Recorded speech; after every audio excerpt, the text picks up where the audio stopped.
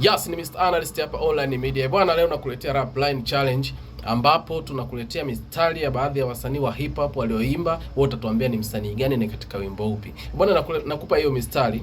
Tunaharibu lakini hatuharibikiwi. Jina lenyewe weusi ya nini kiwi? Anakwambia tunaharibu lakini hatuharibikiwi. Jina lenyewe weusi ya nini kiwi? Bwana, hizo ni moja ya baadhi ambazo zimepigwa na mkali mmoja wa hip hop katika nyimbo fulani hivi. Bwana, ukijitahidi ukafanikiwa kumjua msanii na wimbo, basi wewe unaweza kaibuka na vocha 500.